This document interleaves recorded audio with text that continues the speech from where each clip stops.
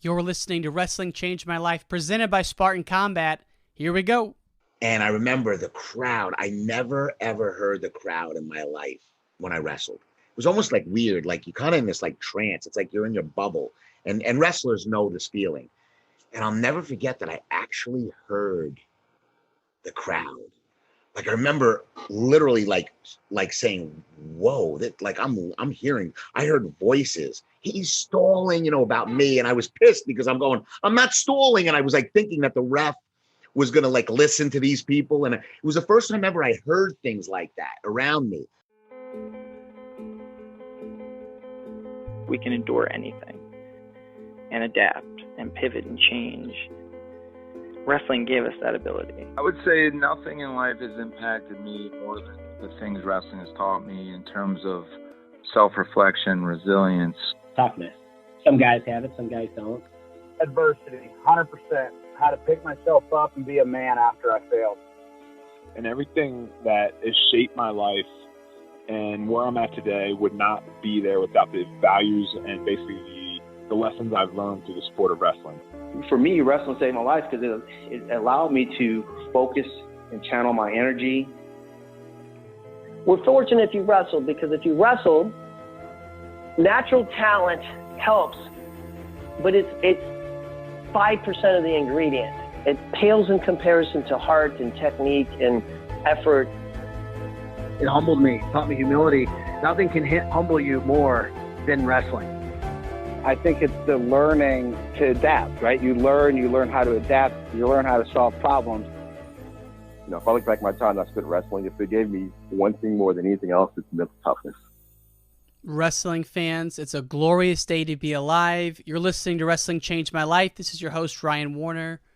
And it's a glorious day because Stanford has righted their wrongs. They've reinstated wrestling plus the 10 additional sports they tried to axe last summer.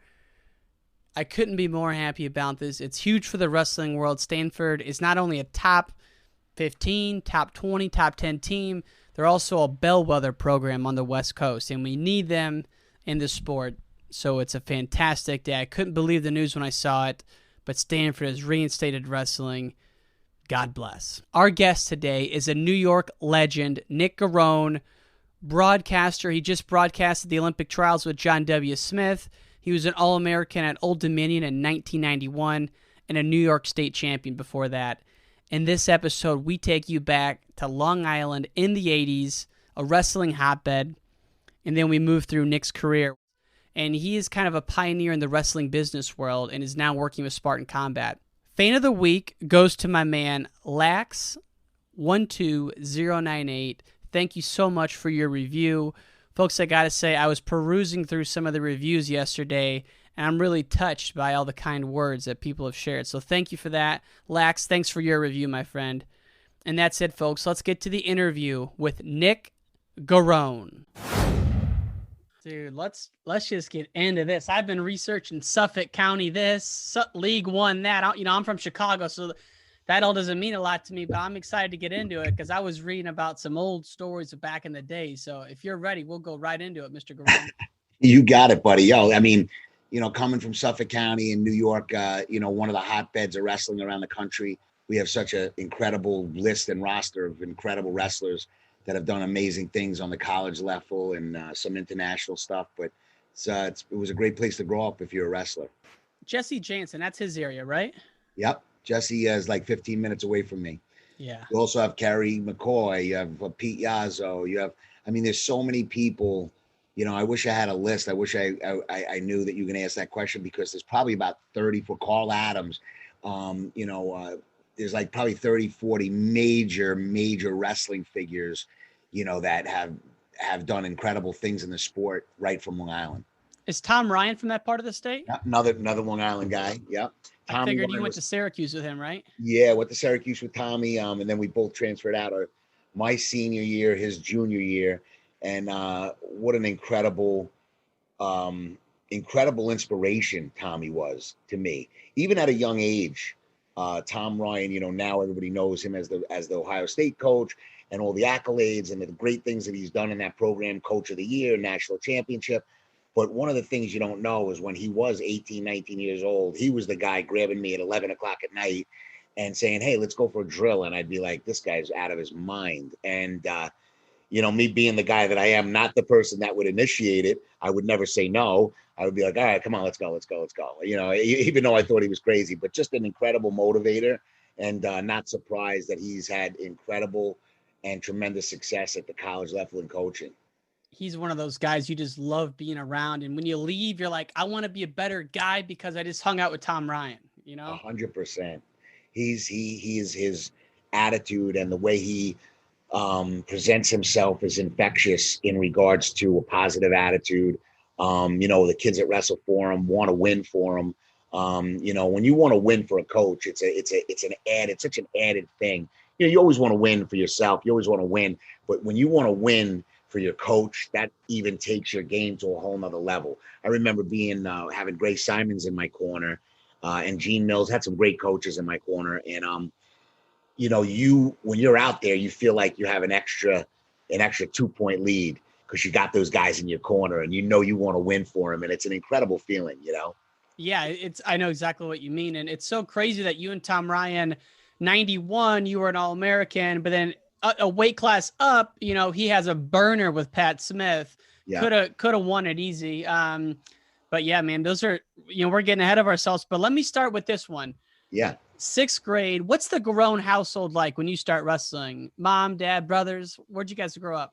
We grew up in Patchogue, New York. And big high school, 850 people in our senior class, in 6th grade, I had a brother that was an amazing football player, All-American in college, just got inducted into his college Hall of Fame. And he was really a football legend in our area. And everybody was like, hey, you're going to be like your brother. You're going to be like your brother. And I kind of gravitated. I was always small for my age. And I gravitated towards wrestling and I started having some success. And at that point, I was like, I don't want to be known as Bobby Garone's brother. I want to be known as Nick Garone, maybe for my own, kind of accolades in my own sport. And that's when I kind of really attached to wrestling, which we really never had a wrestler in the family, and just really kicked in, found it a great way to release some built up energy that I had at that age, and just really got into it. And the rest is history. I fell in love with the sport. Where did you learn that inside trip at? That inside leg trip was inspired by Jesse Reyes, Cal State Bakersfield. Jesse Reyes won a national title when I was in high school. I believe I was a sophomore or junior in high school, and I went to the national championships in Meadowlands. And I saw Jesse Reyes hitting that inside leg trip. And he took that move to the house. He won a national title with it. And I always was curious on, people knew it was coming, but he still got it. And so I went to Syracuse and had a good feel for it. And Gene Mills really kind of practiced with me because he had a decent inside leg trip. So I got better at that point. And then people started knowing that I used it, so they were stopping it. And when I went to Old Dominion, Grace Simons, he's one of the best technicians ever to live in the sport of wrestling. And he's, to me, even though he didn't win an Olympic gold medal, he's one of the best wrestlers. I would say he should be in the top 10 of all time. And he showed me every position in the world to hit that, from outside, from a tie-up, from an underhook, from an overhook. He showed me all different setups for it. And after a while, it really didn't matter. Guys knew it was coming, and I still kind of got it on some good people. And it just became kind of a staple, my bread and butter, and took it to a high level with it. Went to a high level with it. Wait, so you saw the Nationals as a high school sophomore? Yeah. Was that the biggest event in the world for you, or what? It was amazing. The only reason we went, we would have never jumped on a plane. The only reason I even went was because it was at the Meadowlands. Right. That? Yeah. And what's that? What's Meadowlands? Not the Meadowlands. It was at, oh my God, what was the arena? I think it was called something. I think it's Prudential Center now, but it was at one of those arenas in Jersey, Nassau Coliseum. I think it was Nassau Coliseum. and it was right on Long Island, and we got to go watch it. And that's why I went to the event, because it was right there. I wouldn't have jumped on a plane. My parents wouldn't have flew me out to watch it. So it was incredible to be that close to our our home. Man, because a lot of guys in your generation, they'll say, including the Tom Ryans of the world, the first time they saw a college match was when they got on campus, and so college wrestling wasn't around for the fans, but to see the Nationals as a high school sophomore, God, you must have, on the way home from that trip, been so fired up. Oh my God, it was amazing. I mean, Kevin Darkus, Barry Davis, the Bannock brothers, Schultz, all the Schultz brothers. I mean, all these guys that you read about in magazines. When now think about this, we didn't have social media when I went to school. I graduated in '86. We didn't have YouTube, we didn't have Facebook, we didn't have any videos. We couldn't really, scout anyone. All we did was read. So I read about these unbelievable famous guys from Iowa and Dan Gable and and all these great wrestlers and all the college guys I would see in the different magazines, USA Wrestling magazines. And, we really didn't even have internet. It blows my mind, actually, as I'm saying this, it blows my mind. We really didn't have computers. Think about it. I mean, we had them, but we didn't use them to do this. We used them to do schoolwork. We used them to do kind of a paper, but we didn't use it for this. So think about it. We really read about our legends and our heroes. And Gene Mills was one of my heroes, and that's why I went to Syracuse. But, we got to a point where I read about these guys and then I got to see them. And I remember, this is a great story. I remember at the Nationals, Ryan, where I was floating around the hallways and I was walking around the hallways and I saw the guys, now I'm used to it. Now I'm around all these guys, but you see the guys that place and win the Nationals, they're walking around with their parents, in the arena. And I remember how amazed I was as a kid that these guys were like actually right next to me. They were only 20, 21-year-old kids. But I was like, oh my God, there's Barry Davis. And I would go over to Barry Davis. I'd like, hi, I'm Nick Garone. Nice to meet you. I'm like, and he'd be like, hey, how you doing, kid? What's going on? And, he's only, think about it, looking back, he was only 21 years old. And it was just an amazing feeling for me. So driving back, I'm giving you the long answer. Driving back from the arena, it was unbelievable to be able to see these guys in person. It was amazing. It was an amazing feeling. Gosh, I didn't know that. That's so cool. And so I know exactly what you mean. The first time I went to one of those big events, it was the 2004 Olympic trials. I was in 8th grade. My mom took me and I snuck into the warm-up area, and just to see the guys warming up, I'm like, oh my, I couldn't believe it. So yeah, when you leave an event like that, they call it an ignition event, and it's just life-changing. So when you went to that, you were in high school. But one of the things I was reading back in the 80s, to get to the state tournament in New York, you had to win the Suffolk County championships, right? Yes. How many good guys never made it out? Thousands. That's insane. And if you think about it, I think about the great wrestlers that were never recruited, that lost in overtime, lost by a point, lost on a bad call, that literally could have went up the next week and walked through the state tournament, because the guy that beat them in our sectional tournament beat them like maybe got lucky that week, or had a better match, or had a better call, or it was overtime, or those guys went and walked through the states. And I always think about those guys and I say to myself, oh my God, like they could have definitely won the states. My junior year, I lost in overtime to the guy that won the OW of our section, right? And I lost him in overtime. Won the OW in our section, then went up and won OW of the state championships. Now, I'm not saying I would have won it, but I could have. I could have definitely placed second, third, or fourth in the state as a junior, but I never got the opportunity to do that. So it was kind of a situation where the only time I ever got to the state championships was as a senior, and I won them, thank God. But I think of all the great wrestlers. It's such a great thing and insight on your part to even ask that question, because I think of the great wrestlers that never even had an opportunity. Now there's wild cards. They take the top two. There's a bunch of guys. There's guys that actually have done what I said. They'll lose the week before and they'll go up. They'll take second in our section, and then they'll beat the guy in the state finals and be a state champ. So it's happened dozens of times, So it was tough to see some of those guys lose. Needless to say. It really stood out to me because I was thinking, back then without all of the recruiting, coverage that we have now, you think about all the guys who maybe their life could have been changed to get one phone call from a college coach, their whole family, their whole life has changed because now they got a college student in the family, but they never had that chance because apparently you had to win this tournament, the Suffolk, or I don't know what it was exactly called, but Section 11 championships. Yeah. Crazy. It really was unbelievable, and like you said, some of these guys were great wrestlers and colleges didn't really know about them because they didn't win a state title. So what was your mindset after your junior year of not making it? Just heartbroken, or? I was heartbroken, but back then it was the system. So I kind of dealt with it. I went up and I won and that year I went up and I won the state championships in freestyle and Greco. That year at a different weight than the kid that beat me and things. We went separate weights because we had become friends. And I won the state and I went to UNI, which is now the equivalent of Fargo, and didn't place, but had a really good year. And after that, I was kind of on a mission. I was like, I know I'm the best in the state. I won the freestyle, won the Greco, lost the overtime to the OW in the state tournament. I know I'm good enough to win this thing. So I came back in a vengeance my senior year. So it really motivated me. Would have loved to have gone up there and been able to represent and maybe place or win it as a junior. But I don't, sometimes you never know. Things happen for a reason. Maybe I would have been displaced and maybe I wouldn't have worked as hard as a senior. I left nothing on the table as a senior. I had to win that New York State title, Man, and then you got it done. You go to Syracuse. Were you ever seriously considering anywhere else?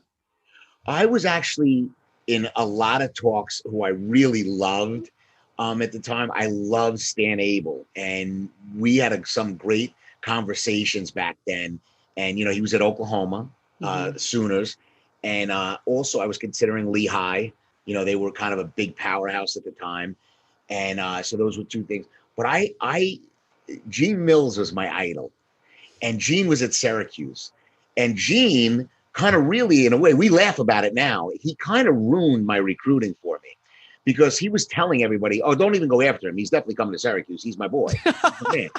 So, we laugh about it now, but I'm like, you realize what you did to me? You really got me. You ruined trips for me and opportunities for me to go look at other places. He says, Garone, there was no other place you were going but Syracuse.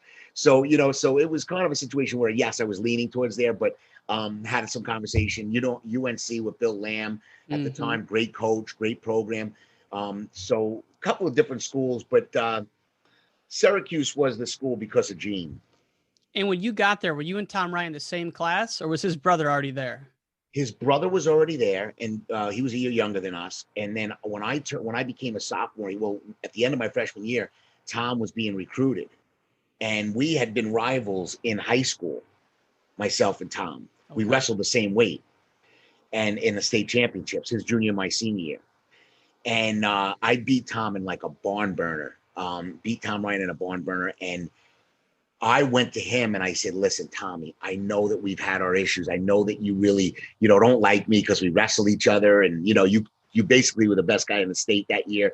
He was ranked first all year. It was really, in all sense of purposes, was an upset. He had placed, I think, third the year before in the States when I didn't go. And I said, listen, let's forget all that. I said, come to Syracuse. It'll be me, you, your brother. We could really build a powerhouse. Just please come.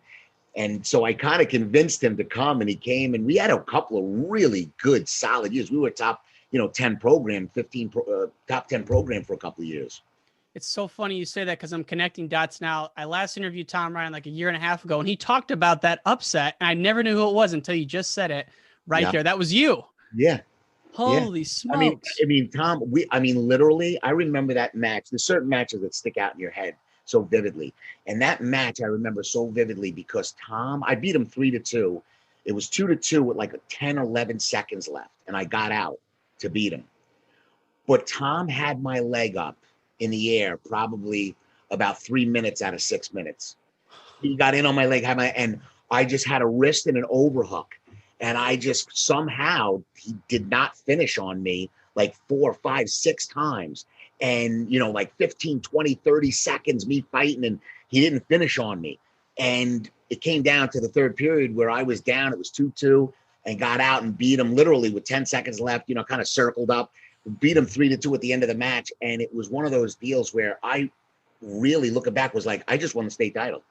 I just won. It was the quarterfinals because there was no seeding back then. Oh my God. So I'm like, so I had to wrestle. It should have been the finals. That match was a definite final match. And I'm like, oh my God. I'm like, I'm in the semis. I got a guy I know I can beat. On the other side, whoever came out of our side of the bracket was like the favorite to win. And I'm like, I just have to stay focused here. I'm going to win this thing after I beat him. So it was an amazing feeling. And, you know, obviously I know it was a heartbreaker for him, but I love Tommy. We're good friends, man. And, you know, we've become very, very dear friends. And I really think, looking back, I think that what happened in high school made him the great wrestler. And I mean great. You know, he was right up there in his college days. Great wrestler he was in college because he was always working and pushing to be the best. And I think it motivated him. Losses like that motivate people. And you were talking before, his work ethic back then was like Gable-esque. I mean, so when you guys got to Syracuse, when you give us an example maybe of what it was. Well, when he got to Syracuse, I mean, listen, I'll be the first to admit, I don't love to work out, right? But I'm also have a huge ego. So if I thought somebody was going to beat me, that would get me out of bed in the morning. Or if I knew I had a big match coming up, or if I knew that I wasn't in great shape, rather than look like an idiot or lose a match that I could have won, that would get me out of bed. That would get me to the mats. That would get me things. And everybody has their own motivation. Some people just love to work out. There are people, they love to work out. They love to do that. They love to get in the gym. Tommy was that guy. And that's why Tommy was so good for me in those years of me, you know, being an All-American and kind of stuff like that, because he showed me what it really takes.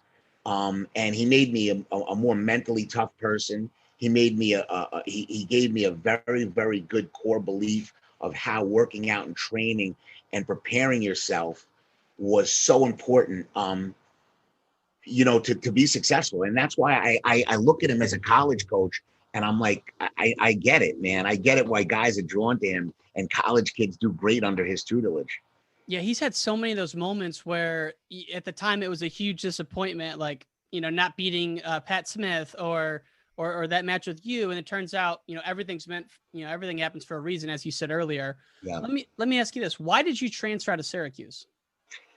Transferred out of Syracuse at the time we had, you know, without getting into a bunch of, you know, different things, we had a bunch of guys on the team and we had a great solid. If we would have everybody came back that year. Jason Morris, who was an All-American, took a red shirt year that year, which we would have convinced him to try to hang tight and not do that. He was a silver medalist at the Olympics in judo. So he had a red shirt. We had Mark Kerr coming back that year. Yep. Myself, Tom Ryan, Darren Shulman, All-American, Tom Ryan, All-American, me, All-American, Mark Kerr, national champion. We had Rich Santana, two-time All-American at 26. We had a guy who was ranked third in the country, won Matt Town, Jimmy Fussell at 18. I'm not even joking, we would have had an opportunity at, without a doubt, probably being in the top 3 in the country, top 2 in the country that year. Definitely getting a trophy as a team. And we all left. Jason Morris, you know, took a red shirt. I left to go to Old Dominion. Tommy went to Iowa. I think Tommy always wanted to go to Iowa, you know, and I think after a couple of disappointments and not winning the EIWAs, I think he felt like he needed to be in a different atmosphere, in a different room. My reasoning was, you know, I had some issues, some personal issues with, you know, not too proud to say, but with my hands, mm-hmm. and got in trouble. Had a couple of incidents on campus and was kind of on borderline double, triple secret probation, and gotten one more incident and was asked to take off a semester. And rather than take off a semester, I was like, I'm just going to leave and wrestle. And so that was my situation. But so that was a big breaking point for you in your life, that you could have gone either way at that point. You could have maybe dropped out and just gone back to your hometown, but instead you kept at it and found a new mentor at ODU. Absolutely. Absolutely. And I actually considered that. I considered about just saying, you know, I'm done. I'm over it. I'm not going to wrestle anymore. I did what I had to do, I'm not going to fulfill my dream of being an NCAA champ.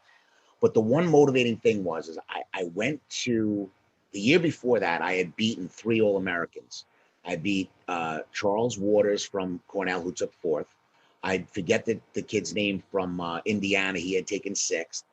And Darren Schulman, who was my backup at the time, the year before that, he had started after that, but I knew I could beat him. He took 8th. And I was sitting in the crowd in Maryland, I'll never forget. And I said, oh my God, I have to go back my senior year. I have to wrestle. I was like, I can win this. I can really, really win this event. And I knew I didn't want to be 40, 50 years old sitting on a couch somewhere saying, you know what if I didn't go, what if I went back? And I went back and I didn't win it, but I placed and I was an All-American, and that shaped my life. Being an All-American shaped my life in a lot of ways. So I'm glad I went back. I love those turning point moments where sometimes it's a low point. Most of the time it's a low point, and it seems like the worst thing in the world's happening to you. But if you just get through it, a lot can happen. That's exactly what happened to me. That's a verbatim. So Gray Simons, I'll admit I did not even know the name before this podcast, and I'm embarrassed to say it, but now I know. 2-time Olympian, 3-time NCAA champ, the only wrestler to ever be a 2-time OW at the NCAA tournament. He was kind of like the godfather of ODU wrestling. Talk about him from a mentor and a coaching standpoint. What did he bring to the table? He was an amazing, calming influence to me. He was a guy that taught me a tremendous amount of the ability to be composed.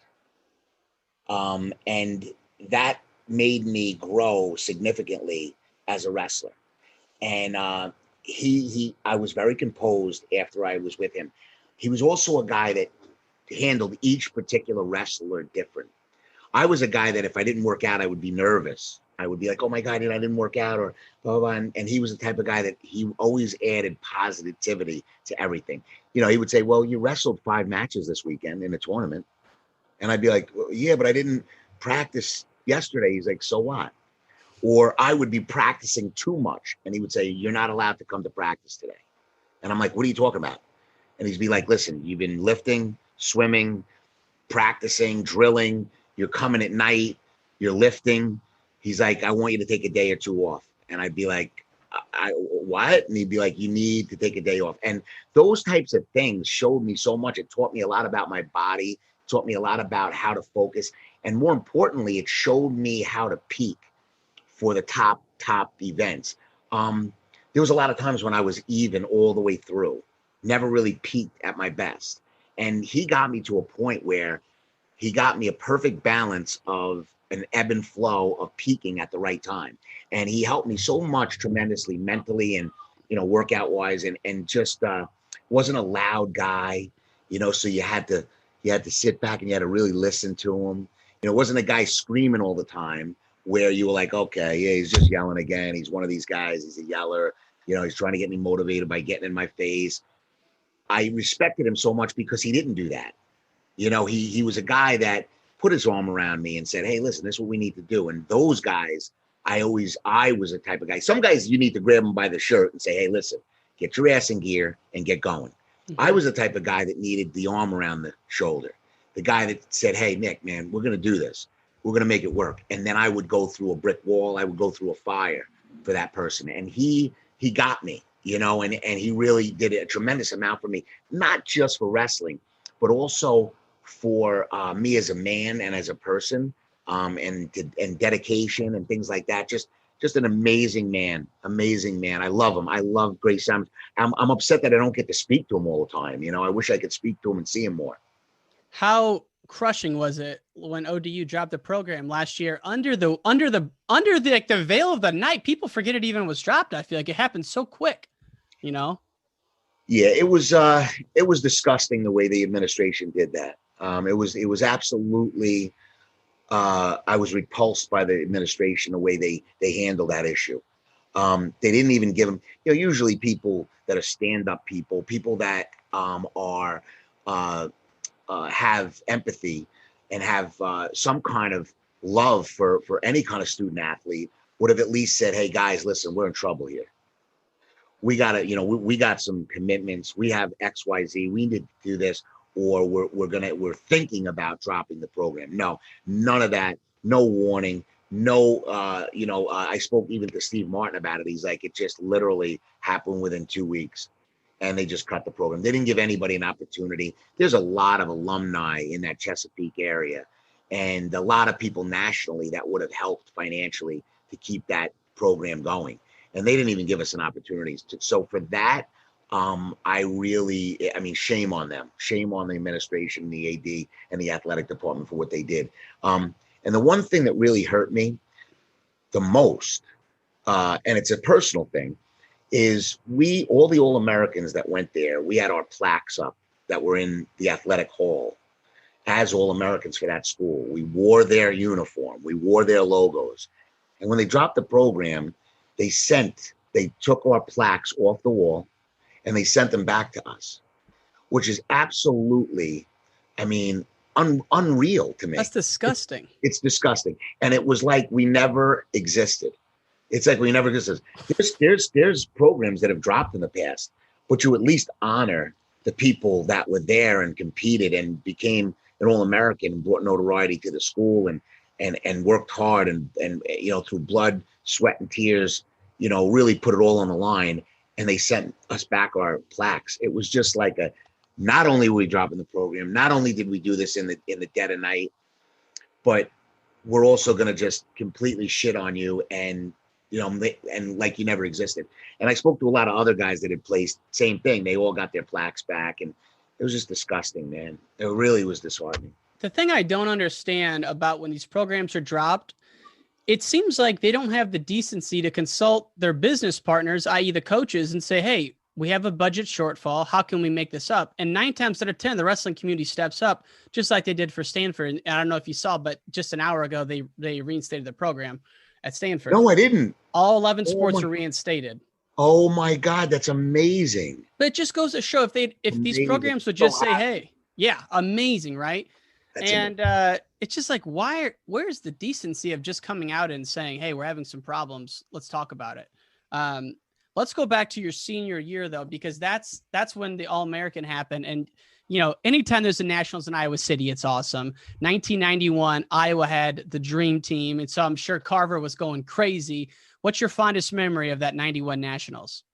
My fondest memory? Well, there's two. I have to do two.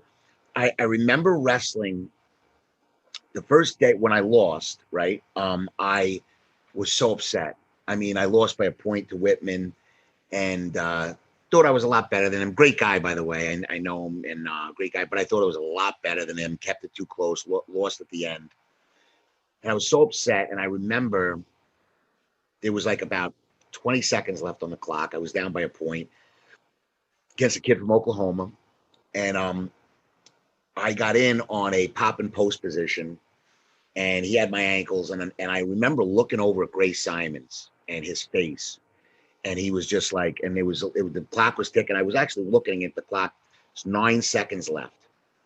And to this day, I don't know what possessed this guy to do that, but he let go of my ankle, and I shot my arm through and wrapped around his back and jammed him, and literally at the whistle, the referee said 2, and there was like 2-1 beeper, horn rather.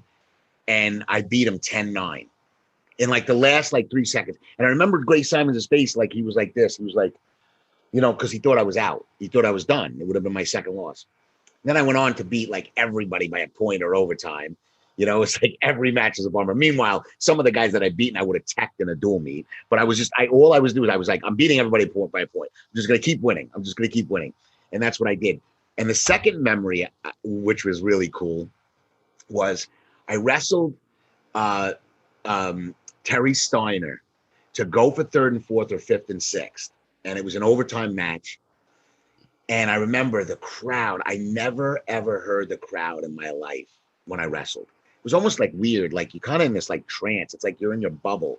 And wrestlers know this feeling.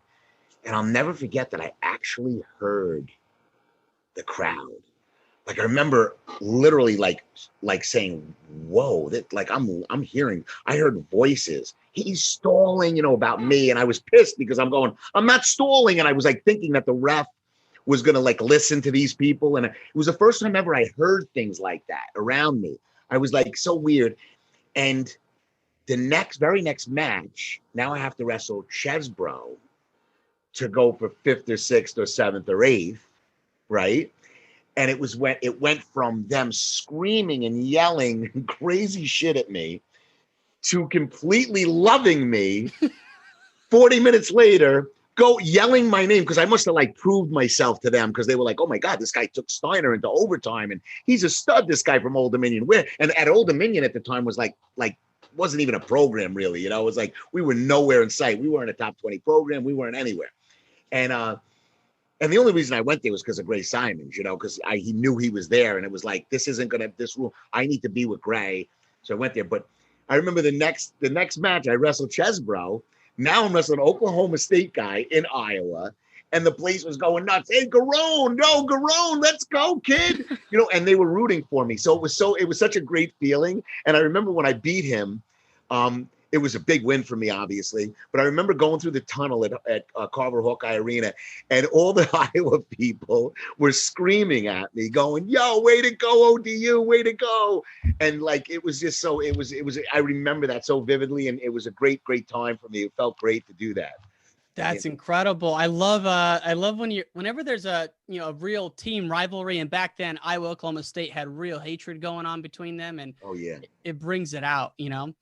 So after your wrestling career, you've been a real entrepreneur in the wrestling world, and you have a lot of different things going on. I'd love to just know, how did you get tied into this Spartan Combat Kyle Dake world? I know you go way back with Dake. Talk us through your Jerry Maguire life, as I call it. Yeah, well, out of college, I went to back to Syracuse, coached for a little bit as a graduate assistant, and after that, I started a company called Excel. And we were a marketing company for professional athletes because I knew a lot of guys from Syracuse, like Moose Johnston from the Cowboys, and Tim Green and Derek Coleman and from the NBA, and called all these guys and I said, I'd love to do your marketing for you. And we did some Nike deals and got my feet wet. And then I started representing individuals as their agent in the boxing world. And so that to kind of jump forward and get to where Kyle Dake was, I kind of took a little sabbatical from management, and there wasn't really a lot of managers / agents in the world of wrestling. And Jordan Burroughs had signed with an agency. So a light bulb went off in my head, and I said, you know what? I know Rob Cole real well. He trusts me. We know each other for years. I'm going to pitch Kyle on managing him. And went up there and met with him at the time, couldn't speak business because he was still an athlete. But right after the Nationals, I went to Kyle and I said, Kyle, do me one favor. Please do not sign with anyone until we meet. Just do me that one favor. You don't have to sign with me. You don't have to do it. Just let me give you my pitch prior to signing with somebody big, because a lot of people going IMG and a lot of people want to sign because that was kind of the thing to do in 2013 with Burroughs and everything else. And I met with him and I said, listen, I said, Kyle, these guys have great resumes, these agents for these things, but they also have guys like Peyton Manning. They also have guys that are making $15-20 million in endorsements. And I can tell you, I can promise you one thing. I'll work for you. I'll bust my ass and you will be on my mind every day. I don't have 1,500 clients. I'll have one client, and it will be you. And I will give you that, and I'll focus on your world. So I got to meet him that way, started managing him, got some deals, not crazy deals, but got some decent deals. And then a friendship had created. And when we were going to look at we got out of an apparel contract. When we started doing that, I started going around, and people weren't really offering a lot of money. And I said to him, Kyle, we kind of dabbled in this apparel world a little bit. Why don't we start our own company? And he said, Nick, do you think you can handle that? It's a lot to do. And I said, I think I can. And we started X Athletic. Mm-hmm. And he's been great. He's been loyal ever since. He's been unbelievable. And then about 3-4 months ago, I saw that Spartan was sponsoring the combat, and no Cole, no Mike Gray, no all those guys are my buddies. And so I called up Joe DeSena, who I had already known. Yep. And my reason for calling him was to say, hey, I want to sponsor the team. I want X Athletic to be the official apparel of Spartan Combat. And I'll give all the uniforms. I'll do everything I want to sponsor. And Joe said to me, listen, there might be a bigger play here. And I said, oh, really? I said, well, what do you got in mind? And he said, listen, I really think that everything is kind of like the pieces of the puzzle could come together. We're going to get into the event side. You have a background in events. We want to get into the apparel rest. We're already in the apparel business in Spartan Race. We're already in that business. But we really don't have a wrestling department of that brand. You have Kyle, which makes sense because he's with us. He's going to wear your stuff anyway. Mm-hmm. And everything just started to flow together, and the pieces of the puzzle started to fall in place. And when that happened, we realized that this would be a great fit. And from there, Joe and myself kind of merged businesses where, Spartan, it is Spartan, but it's Spartan X apparel, and kind of will slowly migrate into more of a Spartan vibe. X would be our premium brand, kind of like our Air Jordan. So guys like Kyle and Yanni and people like that, and the best teams in the country would wear that X as part of our premium brand. But that'll take that'll take a little bit to kind of migrate into that. And I'll tell you right now, the last couple of months have been a blessing. Being around Joe DeSena, being around the Spartan family, having that. I feel like I never really had a support system when I was doing this on my own. It was just me. Now, if I need something, I'm like, Joe, I'm having a little bit of trouble, or I need help with this. Within 2 minutes, Joe, within 2 minutes, he's got me on the phone with somebody going, Nick, Joe, Nick, hey, why don't you do this? And blah, blah, blah. Hey, Nick needs help with this. And it's just unbelievable. And he's an amazing guy. And I really, really have gotten a chance to really learn him and know him and get to really be around him. And I feel blessed to be in his world. He's a great guy. We feel the same way about it. And he's just, I don't think people realize in the wrestling world, one, how big Spartan is. It's a worldwide operation. Even their gear line, they have a whole, they're doing this themselves. They have a whole, what's the word I'm going for? Like kind of like warehouse assembly line type deal. So they have the infrastructure already. Yes. And the fact that he's in wrestling is amazing for wrestling. He just gives so much, of his time, of his money to wrestling. He'll do anything, He's so great for the sport.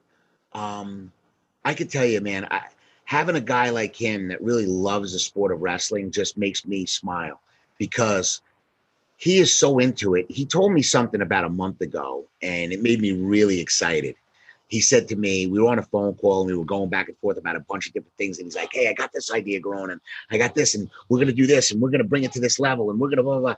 And I'm listening to him, and I'm getting all jacked up and shit. And I'm like, oh, my God, this is freaking great. And he said to me, he goes, I haven't really been this excited. He goes, since we started the Spartan Race. He goes, I feel like I'm at that stage again. And it got me even more jacked up. And he's a Gray Simons in my life. He's the type of guy that I would walk through fire for. I would walk through a wall for, because number one, he doesn't just talk the talk, he walks the walk. Number two, he's all in. And number three, he'll do whatever it takes. He could sit back and he could hire 50 people to do 50 different jobs, and everybody just kind of report to him, and he could sit back on a golf course. He's in it. He's in it 100%. He's working every day. He's on top of it. He doesn't ask me or anyone around him, not one person, to do something that he would not do himself. And that to me is a great leader. He'll jump right in the foxhole with me. And that's, that's priceless, And he could no matter what, you could always get a hold of him. Like, he'll call you back within 30 seconds. I'm like, how do you call me back at the same rate you're calling your business people back? Yeah, I don't understand it. It's baffling. It's baffling. I was with him at the Olympic trials, right? And I'm like, I know how my phone is. My phone's crazy. Yeah. And I mean, his never stops because he's got race people, he's got this people, he's got combat, he's got all. And I'm with him. I'm driving him around like his chauffeur. We're going back into the venue, and his phone's not stopping. So after that trip, he was answering my phone right away and my calls and everything. But after that trip, I stopped calling him as much. I was like, oh my God, I'm like, this guy is so gracious. And he takes my calls and calls me right back and everything. I go, I can't believe his phone and the way but he does it. He does it. He never, ever he's relentless. Joe DeSena is relentless. And that to me, I mean, I is amazing. I mean, he's an amazing dude, man. Well, I'm glad to be a small part of it. Obviously, Spartan Combat is the title sponsor for this podcast. Wrestling changed my life, and it's an honor to be a part of it. And just to be able to go out and hang out with the Spartan RTC guys and film the series we filmed, it's awesome. I always thought, Nick, I go, how the hell does Kyle Dake not have his own wrestling shoe? So I don't know if you know something you can't tell us, but hopefully we'll see a shoe soon because, yeah, like you said before, he's the Dan Gable of our era when it comes to wrestling, Kyle Dake. No doubt about it. And I think he's that guy that could be a Gable. He's a Gable guy. He's a guy that I think 20, 30 years from now, kids will still be speaking about, just like Dan Gable. And there's a lot of great wrestlers out there, but his marketability and the way Kyle is as a person and the way he is with the way he handles himself is tremendous and professional. And I got a feeling, Ryan, people are going to not be let down on that shoe. I think I might have a little secret that I might want to maybe talk to you about maybe in about 2 or 3 weeks. Perfect, man. Well, maybe we'll have you back on. We can do a little unveiling here. Dude, it was great to meet you, and I can't wait to meet in person again. And for folks listening, Spartan Combat National Tournament this weekend, Jacksonville, Florida. I've heard a lot of people have messaged me. Eric Larkin, a Arizona State great wrestler, he's taking a squad out there to the Spartan Combat Nationals. So I'm excited for it this weekend. I assume I know you're heading out. Let's close with this. What are your expectations for this first inaugural event here? I think it's going to be incredible. You know, obviously the numbers, we could have better numbers, but with competing with so many different events, but I think it's going to be an incredible foundation that we're going to lay for the future for this event. I think every year, this Spartan Nationals is going to be our Super Bowl. It's going to be our big event, and we're going to put every single resource behind it. We're going to make sure, even the people that aren't coming to this event all know about it. Mm-hmm. So we've done a great job marketing it. We've done a great job letting people know about it, and we'll get better with dates. I think we're going to tweak the date next year a little bit to make it where kids don't have to choose. But listen, we are so excited. There's so many great people going to be down there. It's going to be an incredible event. We got some great teams. I mean, some of the best teams in the United States of America, club teams, are going to be competing against one another. So we can hang our hat on that. And there's some great individuals at the Southeast Regionals. We're combining with them. So there's so many great things that are happening this weekend, and I'm so excited. So I hope to see a lot of people down there. And just let's close. I know I said let's close with the last question, but when you say the club teams, that's what's unique about this event. You got beach wrestling, you got some freestyle, some Greco, some folk, you got some club duels, and you are a legendary coach of Team Kong NHSCA days. So are you taking that same club model to this? Like, how is that all fitting in? We have really actually the brainchild of that team is Anthony Cialino. Okay. I'm kind of like an assistant to him, but I've been in the corner every national title, been a part of it. I am a part of Kong. But Anthony Cialino has been unbelievable as far as putting that together and creating that aura about that all-star team. And yes, we will be competing both weekends, the Spartan Nationals, and then the following week in Virginia Beach to defend our title and go for the 5th straight national title. So thank you so much for mentioning that. Of course. Nick Garone, a pleasure to have you on, sir. Good luck this weekend, and we'll talk soon, my man. Thanks, brother. Appreciate it. And that's the end of this episode of Wrestling Changed My Life. Thank you so much for tuning in. To watch the full video interview, go to YouTube, Wrestling Changed My Life. And that's it. We'll see you next time.